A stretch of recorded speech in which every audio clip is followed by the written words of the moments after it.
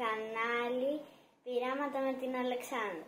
Σήμερα θα κάνουμε ένα ακόμη πείραμα.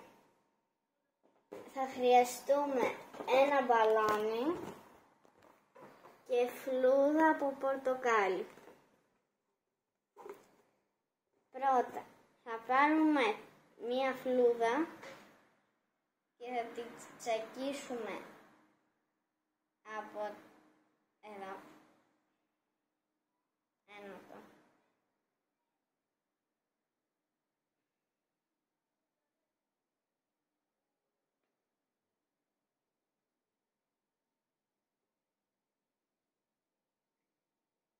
Και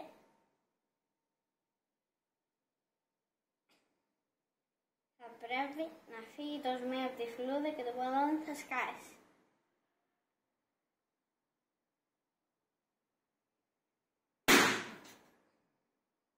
Wow. Τώρα θα δούμε την εξήγηση. Λοιπόν, η εξήγηση είναι η ίδια με το προηγούμενο πείραμα. Τα όμοια διαλύουν όμοια. Το συν έλκει το πλην. Αυτό εδώ το πλην. Αυτό το πλην έλκει αυτό το συν εδώ.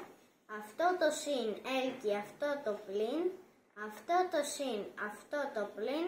Αυτό το πλην, αυτό το συν. Αυτό το συν, αυτό το πλην. Αυτό το συν, αυτό το πλην κτλ. Εντάξει. Όπως αυτά εδώ, όλα τα συν και τα πλην και τα συν και τα πλην και τα συν και τα πλην, προσελκύουν τα άλλα τα πλην και τα συν, τα πλην και τα συν και αυτά, τα παίρνει μαζί του και εξαφανίζονται. Αν αναρωτηθήκατε γιατί γίνεται κρότος στο μπαλόνι, ακούστε. Τα μόρια του αέρα μέσα στο μπαλόνι συγκρούονται με τα μόρια του αέρα έξω από το μπαλόνι και όπως γίνεται η σύγκρουση με τα αυτοκίνητα, έτσι ακούγεται θόρυβος. Έτσι δημιουργείται κρότος.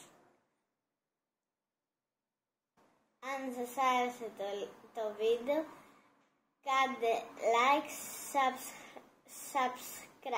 subscribe και πείτε το στους φίλους σας.